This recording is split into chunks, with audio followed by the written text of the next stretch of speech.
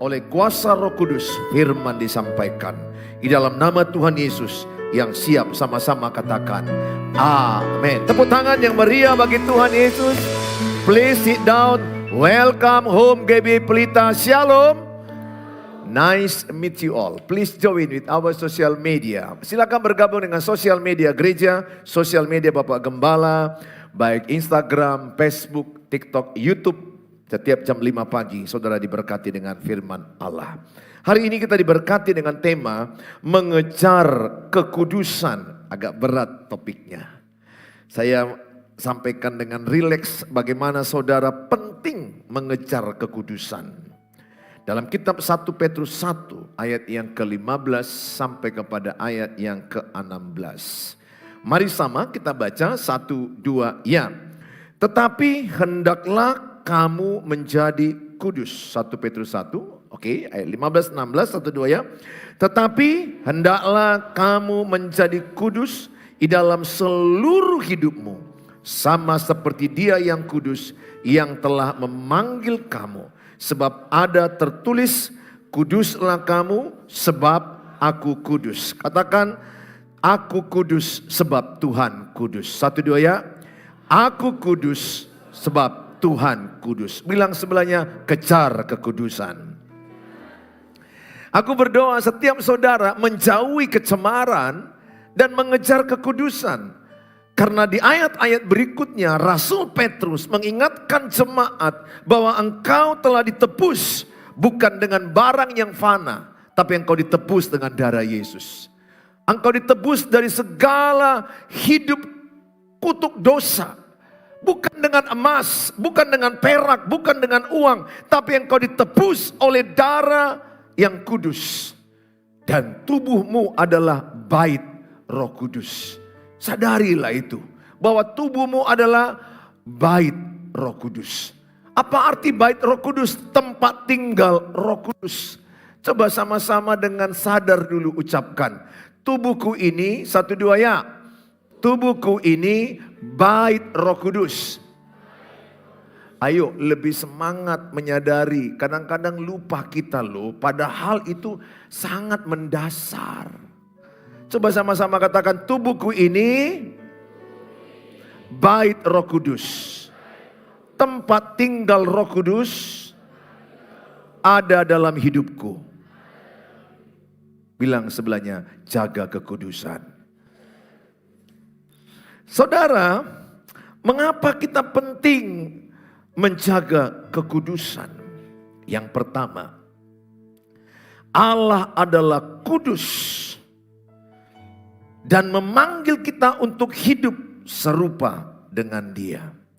Imamat 19 ayat yang kedua.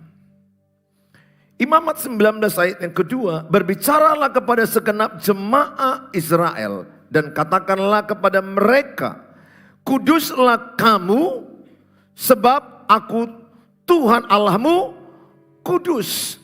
Jadi Tuhan Allah kita itu Allah yang kudus dan Dia mau kita kudus.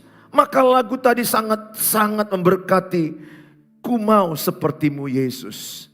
Artinya apa? Aku mau hidup kudus sebab Yesus kudus. Aku kudus serupa Yesus. Sehingga aku disadarkan mataku gak boleh melihat yang sembarangan. Mataku gak boleh melihat hal yang najis. Matius 5 ayat 28. Kejatuhan seorang laki-laki dimulai dari mata.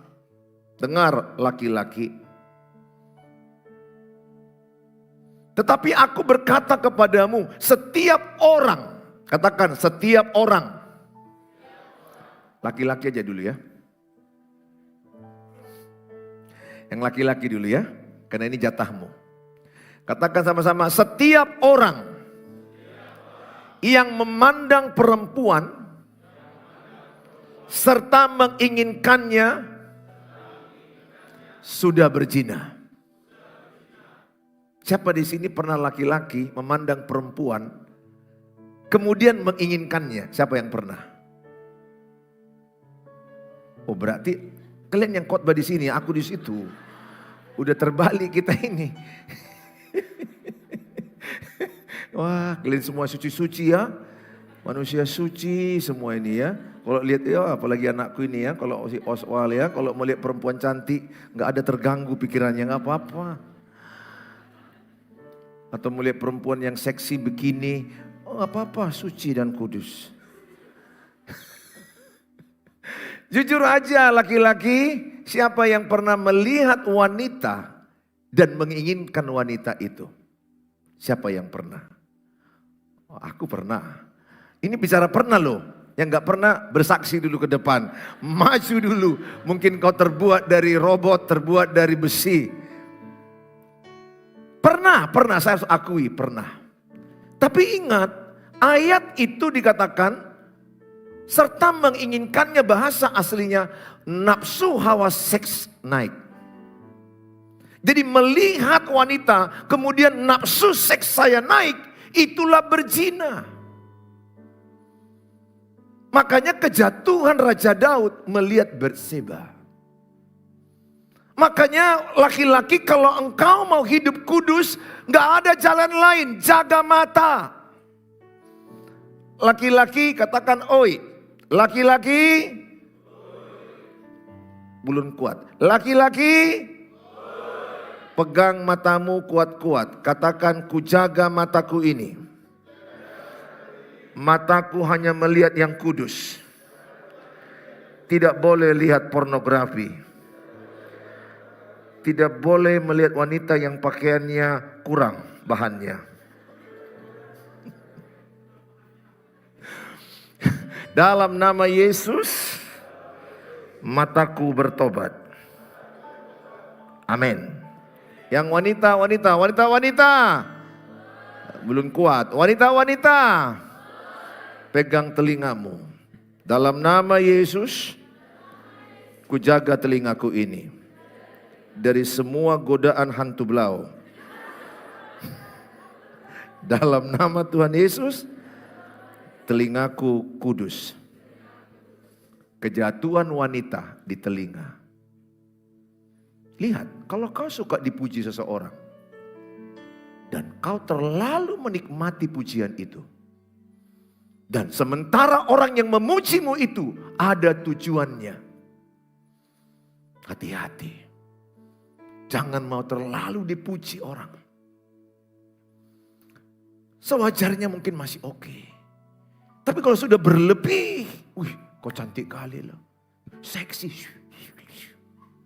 Langsung bilang sama dia, hei setan, enyahlah engkau. Ingat, wanita gak tahan dipuji.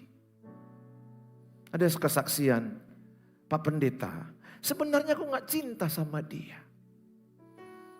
Lihat bentuknya pun gak jelas. Tapi entah kenapa aku jadi suka sama dia.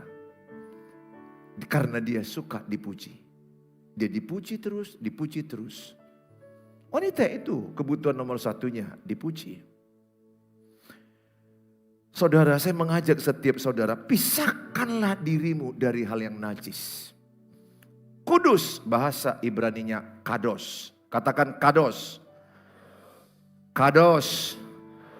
Artinya hidupmu dipisahkan dari dunia ini, hidup untuk Tuhan. Itu namanya kados. Jadi hidup saya dipisahkan dari dunia ini dan hidup untuk Tuhan, hidup benar. Jadi kados bukan bicara hanya menjauhi perzinahan, menjauhi kecemaran, percabulan, bukan hanya itu. Kados adalah hidup sesuai dengan firman Allah. Hidup benar di mata Allah. Tidak boleh bohong. Tidak ada menyimpan kesakit hatian, kepahitan, ketersinggungan, kekecewaan. Menyimpan sakit hati itu juga adalah sesuatu tidak kudus di mata Tuhan. Sesakit hati apa yang saudara alami? Lepaskan pengampunan.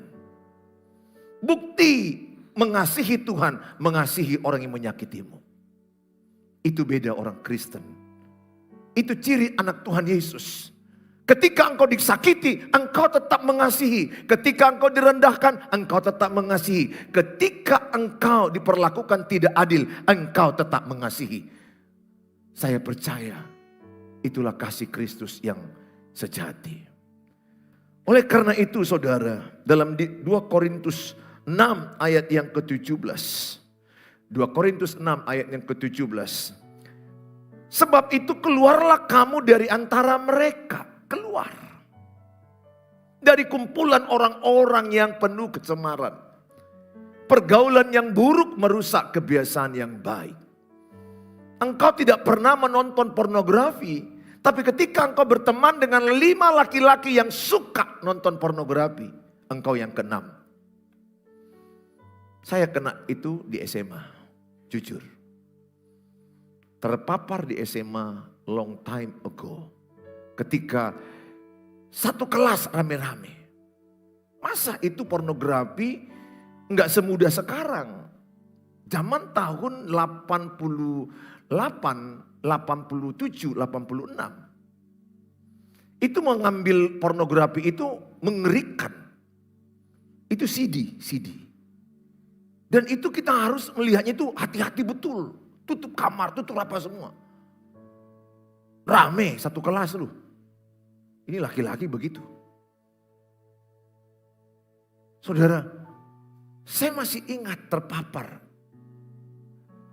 Karena saya masuk kepada lingkungan yang semestinya aku tidak masuki.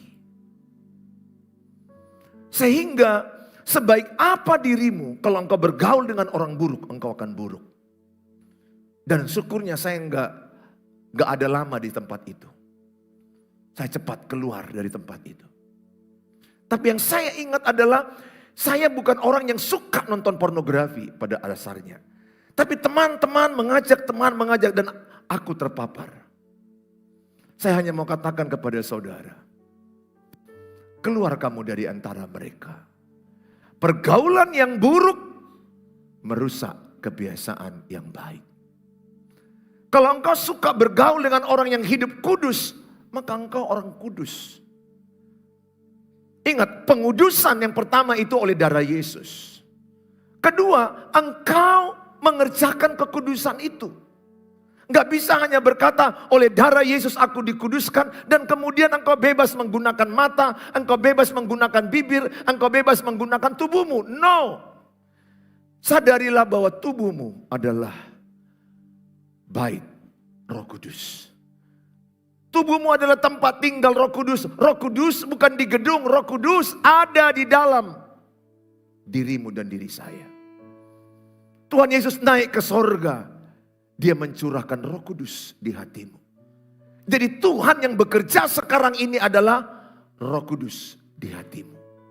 Siapakah Roh Kudus? Tuhan. Roh Kudus itu Tuhan. Itulah Tuhan yang ada di hatimu sekarang.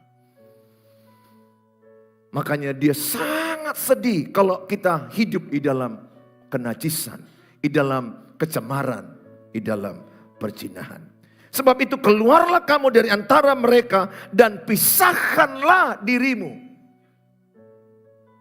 dari mereka. Firman Tuhan, dan janganlah menjamah apa yang najis, maka aku akan menerima kamu. Persembahan korban orang-orang Yunani pada masa itu mereka banyak melakukan persembahan korban kepada dewa-dewa mereka. Dan persembahan-persembahan berhala zaman itu ujung-ujungnya orang-orang diarahkan kepada kenajisan, perzinahan, percabulan. Bahkan di altar tempat mereka menyembahkan berhala-berhala itu, mereka melakukan yang namanya seks rame-rame. Tahukah saudara di Kelapa Gading ketangkap homo, semuanya orang gym, fitness. Rame-rame, bugil rame-rame, bayangkan. Zaman sekarang, Sodom, Gomora. Tuhan mengingatkanmu. Itu bukan berita yang asing. Saudara cek di YouTube. Itu bukan di luar negeri, dalam negeri. Itu bukan hanya di Jakarta. Di Medan ini pun LGBT meningkat.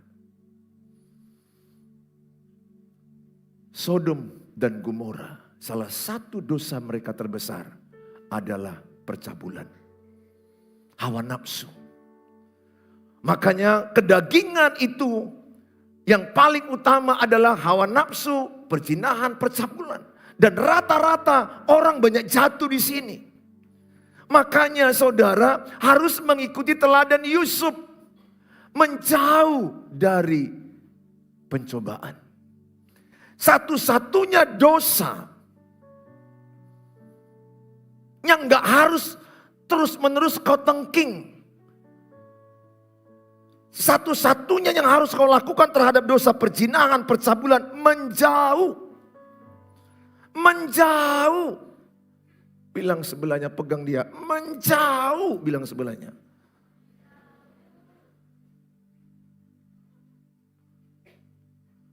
Gak ikhlas kalian kulihat.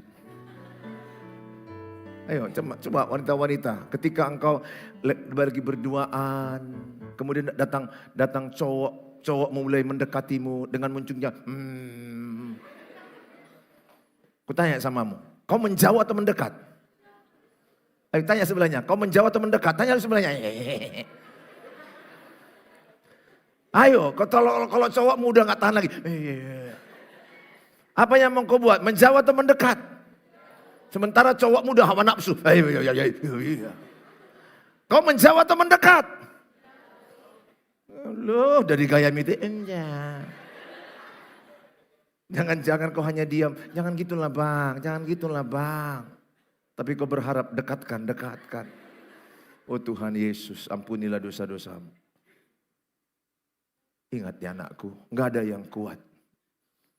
Buruku hasian sarangeo. Kalau seorang cowok mulai menyukaimu dengan hawa nafsu, habis hidupmu.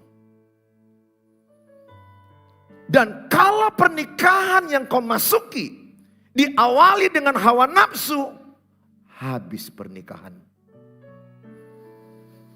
Habis. Saudara, ketika dimulai dengan hawa nafsu, artinya apa? Dimulai dari daging. Maka pondasimu tidak kuat. Dan satu waktu tubuhmu melemah atau sakit. Dan laki-laki itu akan tetap dikuasai oleh hawa nafsunya. Makanya kata Alkitab, mulailah pergaulan dengan kasih yang murni. Dengan kasih daripada Tuhan. Kami duluan sudah menikah daripadamu. Saya sudah menganggap kalian anak gadis, anak muda adalah bagian dari anak-anak rohani saya. Hatiku berteriak menjerit kepadamu supaya engkau jangan meneruskan pergaulan dengan hawa nafsu. Pergaulan dengan kecemaran, karena itu akan menjatuhkan engkau. Saudara, dalam 1 Petrus 2 ayat yang ke-9. 1 Petrus 2 ayat 9 sama-sama kita baca 1-2 ya. Tetapi kamulah bangsa yang terpilih, imamat yang rajani, bangsa yang kudus, umat kepunyaan Allah sendiri. Supaya kamu memberitakan perbuatan-perbuatan yang besar dari Dia. Yang telah memanggil kamu keluar dari kegelapan kepada terangnya yang ajaib. Jadi kita adalah imamat yang rajani, bangsa yang kudus. Tuhan bilang engkau adalah imamat yang rajani, bangsa yang kudus.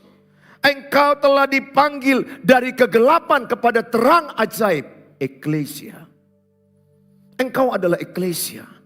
Dulu memang engkau hidup dalam gelap, saya hidup dalam gelap. Tetapi engkau dipanggil Tuhan Yesus, meninggalkan gelap, hidup dalam terang Tuhan. Hari ini saya tidak tahu, apakah engkau ada yang terjatuh dalam perzinahan? Apakah engkau jatuh dalam namanya dosa onani, masturbasi, pornografi, OMP? Itu banyak. Karena dengan dosa itu dia akan diambil iblis dicuri, dihancurkan dan dibinasakan. Karena begitu besar kasih Allah. Sehingga dia mati di kayu salib dan oleh darahnya dia menebus kita. Supaya kita hidup kepada kebenaran dan meninggalkan dosa. Pesanku, kalaupun engkau sudah terlanjur melihat pornografi di sini. Sejak malam ini. Sejak malam ini jangan teruskan lagi. Tuhan sudah mengingatkan engkau lewat hamba Tuhan. Atau engkau berkata, Pak Pendeta, kami sudah banyak melakukan hubungan seks di luar nikah. Siapapun engkau, kasih karunia Tuhan cukup bagimu. Atau mungkin engkau berkata, kami sudah melakukan ini dan itu bagi Tuhan. Engkau dikasihinya. Lukas 19 ayat 10 berkata, aku datang untuk orang yang terhilang, mencari orang terhilang. Lukas 5 ayat 32 dikatakan, aku datang untuk mencari orang yang berdosa. Saudara orang berdosa, saya pun orang berdosa. Roma 3 ayat 23. Semua manusia telah berbuat dosa. Tapi Tuhan mengasihimu, jangan teruskan. Karena upah dosa itu adalah maut. Makanya kalau engkau hidup di dalam dosa, kenapa engkau payah menyembah Tuhan? Apalagi maaf kalau pemain musik, worship leader, kemudian singer, pengkhotbah. Kalau saya hidup dalam dosa, saya payah merasakan hadirat Tuhan. Saya merasa kok nggak naik penyembahan saya. Kok saya nggak merasakan hadirat Tuhan. Alkitab bilang bukan kurang panjang tangan Tuhan. Bukan kurang lebar telinga Tuhan mendengar doamu. Tetapi yang memisahkan manusia dengan Tuhan adalah dosa. 1 Yohanes 1 ayat 9. 1 Yohanes 1 ayat 9 dikatakan, jikalau engkau mengaku dosamu, maka ia setia dan adil. Ia menyucikan engkau dari segala dosamu. Malam ini, akui dosamu. Tuhan, aku sudah menonton pornografi. Ampuni aku. Kuatkan aku Roh Kudus menolak godaan ini. Apalagi kau di kamar sendirian. Kau lihat. Kau mungkin sadar kalau aku sendirian pasti nonton. Pasti nonton. Karena pornografi itu mengikat. Lebih parah daripada narkoba. Semua tahu kalau nikotin, rokok adiktif. Morfin adiktif, ekstasi adiktif. Pornografi lebih adiktif. Bagi engkau yang sudah pernah nonton pornografi, aku percaya tidak mudah bagimu meninggalkan itu. Karena itu spirit yang mengikat engkau. Berbahagialah engkau kalau engkau tidak terpapar itu zaman sekarang. Tapi sangat sedikit orang yang tidak terpapar itu. Tapi saya percaya 1 Yohanes 4 ayat 4. Roh Allah yang ada padamu lebih besar daripada roh dunia ini. Aku tidak peduli separah apa engkau terpapar, terikat, melihat atau sudah melakukan. Aku percaya kasih Tuhan sangat besar mengasihi engkau. Tuhan mau mengangkat engkau dari lumpur dosa. Poin yang kedua adalah hidup kudus bukan pilihan. Hidup kudus itu adalah keharusan. Saudara bukan bisa bilang, oh pilihan. No. Sebab Allah kudus, kita kudus. Paling sedih ya kalau lihat seorang ayah yang berselingkuh. Itu paling sedih. Anak-anakmu yang perempuan takut menikah. Takut menikah. Karena apa? Karena melihat papanya menyakiti mamanya bertahun-tahun. Jauhlah daripadamu menemukan pasangan selingkuh. Kutanya dulu kalian. Mana lebih rapi? Laki-laki atau perempuan menyimpan selingkuhannya? Sebelah sini. Mana lebih rapi menyimpan selingkuhannya, merahasiakan selingkuhannya, laki-laki atau perempuan? Oke, yang tengah-tengah. Mana lebih rapi menyimpan selingkuhannya, laki-laki atau perempuan? Laki-laki, perempuan. Yang sebelah sini dua-duanya. Mana lebih rapi menyembunyikan selingkuhannya?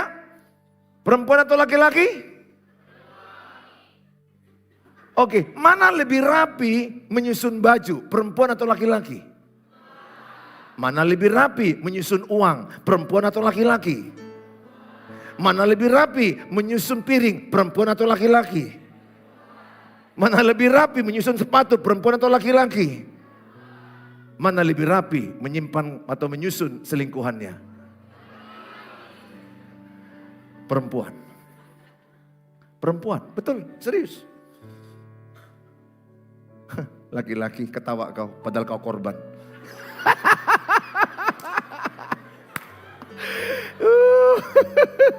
Ada perempuan melihat si laki-laki, dilihatnya si dapat ini. Setia kali si dapat ini. Sementara pacarnya si Marlina ini sudah, bisanya dia tanpa ada grogi, tanpa ada canggung. Dalam hatinya, oh dapat, bodoh kali kau dapat. Mau kau antar jemput aku kampus, pulang jemput, antar jemput. Padahal kau adalah nomor yang kelima. Oh. Saya berdoa, jauhlah dari dirimu seperti itu. Ya benar, perempuan ini gak nampak selingkuhannya. Tenang aja dia. Udah rapi disusunnya WA-nya, udah rapi disusunnya. Kapan di chatnya, kapan di call-nya, udah rapi itu. Kalau yang laki-laki, ini gak rapi itu, langsung ketahuan. Langsung nampak dia, kau selingkuh ya, langsung ketahuan. Kenapa? Memang gak terbiasa rapi. Aku berdoa. Jadilah engkau orang setia. Karena manusia akan menarik kepada yang sama. Paling sakit itu kalau dirimu setia, tapi engkau jumpa pasangan tidak setia. Sakitnya bukan main. Sakitnya bukan main. Berat. Pagi ini semalam saya buat di TikTok. Bahwa engkau menikah bukan dengan gantengnya. Engkau menikah bukan dengan tampan, bukan dengan gayanya, kehebatannya, kecantikannya. No. Engkau menikah dengan sifatnya. Engkau menikah dengan karakternya. Itu yang membuat pernikahanmu tahan 50 tahun. Pesta pernikahan pagi sampai malam 1 hari. Tapi kau akan bersama dengan dia 50 tahun. Pesanku kepadamu, kalau engkau sekarang yang sedang ada di gereja ini melihat aku. Kok tahu Pak Pendeta ini aku lagi selingkuh. Tuhan sayang samamu. Ingat, apa yang kau tabur, kau tuai.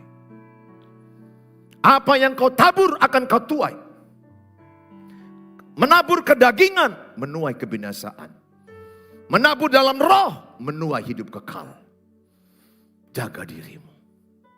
Saudara yang saya kasihi, yang ketiga, persembahkan hidupmu kepada Tuhan. Mengejar kekudusan berarti menjalani hidup sesuai kehendak Allah. Dengan segala aspeknya. Roma 12 ayat 1 dan 2. Mari sama kita baca Roma 12 ayat 1 dan 2. Ini yang saya lakukan setiap hari. Selalu ini doa saya tiap hari. Sama-sama kita baca 1, 2 ya. Karena itu saudara-saudara, demi kemurahan Allah, aku menasihatkan kamu supaya kamu mempersembahkan tubuhmu sebagai persembahan yang hidup, yang kudus, yang berkenan kepada Allah. Itu adalah ibadahmu yang sejati. Ayat 2. Janganlah kamu menjadi serupa dengan dunia ini, tetapi berubahlah oleh pembaharuan budimu. Sehingga kamu dapat membedakan mana kehendak Allah, apa yang baik, yang berkenan kepada Allah dan yang sempurna. Maka dikatakan Roma 12 ayat 1, ibadah yang sejati itu adalah mempersembahkan tubuh. Persembahkan tubuhmu sebagai persembahan yang hidup. Persembahkan tubuhmu sebagai persembahan yang kudus. Persembahkan tubuhmu sebagai persembahan yang berkenan kepada Allah. Betul, kalau engkau sudah jatuh dalam kecemaran, mungkin kau merasa berdosa, bersalah. Tapi kalau engkau malam ini berkata, Tuhan, entah kenapalah pendeta ini khotbahnya ini malam ini. Engkau tahu aku tidak berkenan. Engkau tahu apa yang kulakukan di kamar. Engkau tahu apa yang kulakukan di tempat yang tersembunyi. Hari ini aku katakan padamu Tuhan, kupersembahkan tubuhku. Aku rindu malam ini setiap saudara dibebaskan Tuhan dari keterikatan-keterikatan, percabulan, perzinahan. Dan pesanku sama saudara, jauhilah pencobaan. Kalau engkau berpacaran, jangan suka berdua-dua. Oh enggak kok Pak Pendeta, kami berdua-dua di kamar membahas soal matematika. Bahkan sebelum kami membahas, kami berdoa Bapa kami. Dan kami akhiri dengan haleluya 12 kali. Kalau engkau manusia biasa, pastilah hormon seksmu akan naik. Gak usah berdua-dua di kamar aja. Berdua aja kalian di mobil jalan dari Medan. Dari sini ke Ring Road. Berdua aja itu 1 jam ke Ring Road. Berdua di mobil. Mau lagu rohani kalian buka. Lagu rohani kok haleluya, haleluya. Oh sembahlah Tuhan. Tetap hormon seksmu naik. Kalau berdua. Kalau tidak naik, kemungkinan engkau homo.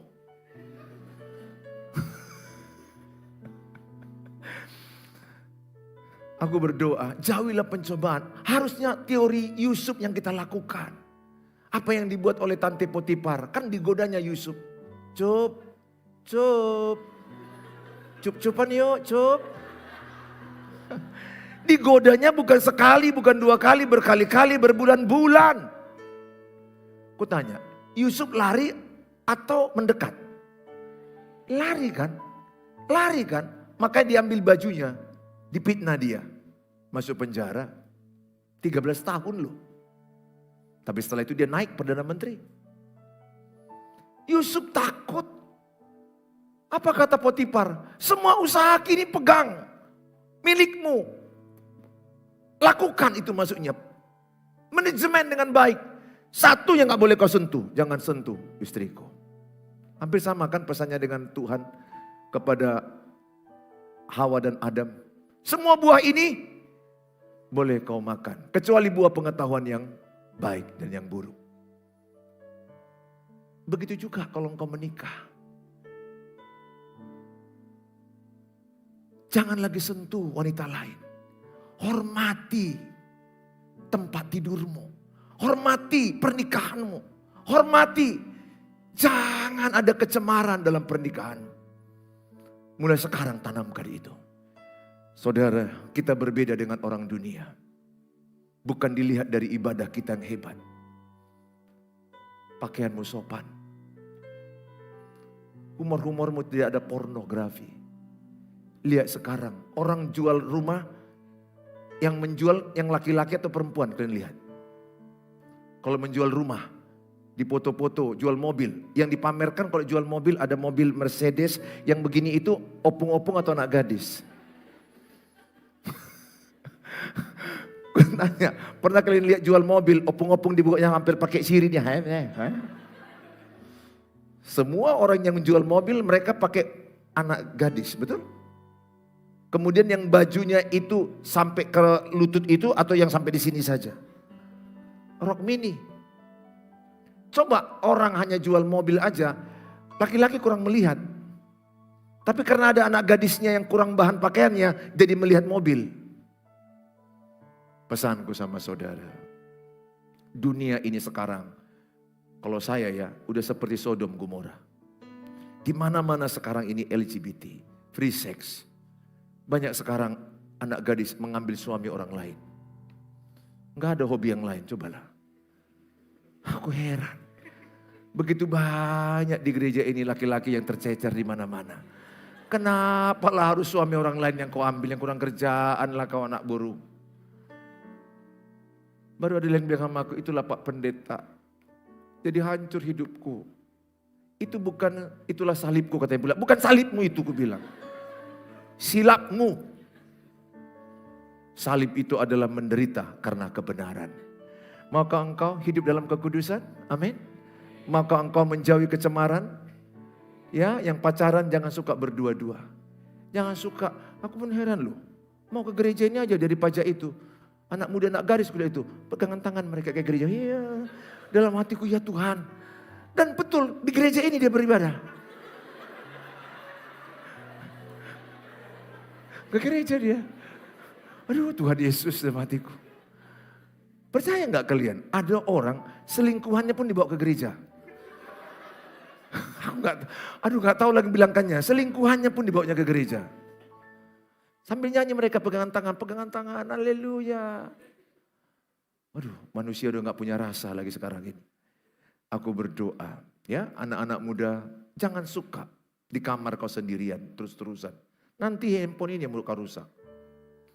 Sibukkan dengan kegiatan, olahraga, kerja, belajar. Daud itu kenapa jatuh? Karena menganggur. Aku pun kalau menganggur, aku bisa jatuh pornografi. Siapapun laki-laki kalau menganggur di kamar, pasti jatuh. Yang tidak jatuh itu adalah orang yang takut akan Tuhan. Sibukkan dirimu, aktivitasmu, berolahraga, bekerja. Sehingga engkau tidak punya waktu kosong memikirkan hal-hal yang jinah. Raja Daud itu karena harusnya bekerja, berperang. Tapi dia nggak mau. Dia di atas soto, di atas loteng. Iblis masuk kepada pikirannya. Anak-anak gadis, jangan mau kau berdua-dua di kamar dengan lawan jenis. Jangan. Percaya saya katakan kau nanti jatuh. Dan kalau engkau sudah hamil, memang Tuhan mengampunimu. Tapi kau berat melangkah dalam pernikahan. Berat. Betul Tuhan Maha Pengampun. Tuhan menyucikan, mengampuni engkau kalau engkau mengaku dosamu. Tapi memasuki pernikahan kau mulai dengan itu. Engkau sangat berat. Sangat berat. Pernikahan yang dimulai dengan hawa nafsu, apalagi sampai seks dan hamil. Mereka terpaksa masuk pernikahan. Engkau akan melewati penderitaan berjilid-jilid yang sangat berat. Dosa diampuni, diampuni Tuhan. Akibat dosa kau jalani. Kutanya, kalau seorang homo bertobat, minta ngaku dosa, diampuni nggak dosanya? Diampuni. Bisakah dia HIV, AIDS? Bisa. Bisa. Karena apa yang ditabur itu yang dituai. Dengar anak-anak muda, jangan sampai kau terpapar homo. Melihat homo sekarang bukan harus yang melambai. Yang sispek. Kalau dulu yang melambai bilang bencong, gitu kan. Dulu kan begitu ya. Sekarang enggak, yang sispek tegap. Macho man, makan congok man. Nah saudara. Payah lu membedakan sekarang. Payah. Karena ada orang bisex. Tahu bisex? Dia bisa hetero, bisa homo. Banyak sekarang itu. Dan ada orang terpaksa menikah karena tekanan mental. Dipaksa orang tuanya, kapan kau menikah? Kapan kau menikah? Menikahlah dia. Dan akhirnya istrinya gak disentuh. Ini hamba Tuhan. Dan akhirnya dia mengaku kepada pendeta seniornya. Maaf, saya tidak selera dengan dia. Tapi sudah diberkati. Ada yang seperti itu. Enggak sedikit. Dan biasanya orang homo lebih suka ke homonya daripada hetero. Makanya ikatan orang homo itu sangat kuat. Sangat kuat bonding mereka. Pesanku anak muda, hati-hati. Polos pula kau kan, tidur kau di kamar kos yang satu tempat tidur yang dengan dia. Kau nggak tahu yang sebelahmu ini sudah terpapar dengan LGBT. Tiba-tiba tangannya kegini sama kau. Gini-gini kan kau coba. Dan kau berpikir, apa, kenapa? Zaman sekarang kalau dulu. Bapak-bapak, abang-abang. Waktu saya dulu masih muda, boncengan kayak gini masih biasa. Kan biasa kan kita boncengan gini. Karena kita kan mantap. Gak ada pikiran macam-macam. Sekarang, kalau ada orang boncengan kayak gini kali. Laki-laki dengan laki-laki. Kita lihat, mak.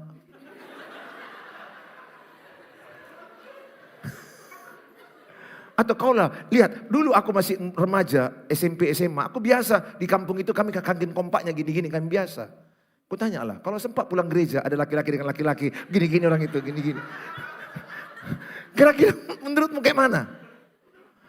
Udah gak normal lagi, beda zaman. Anak muda, jaga dirimu. Jangan sampai kau korban itu.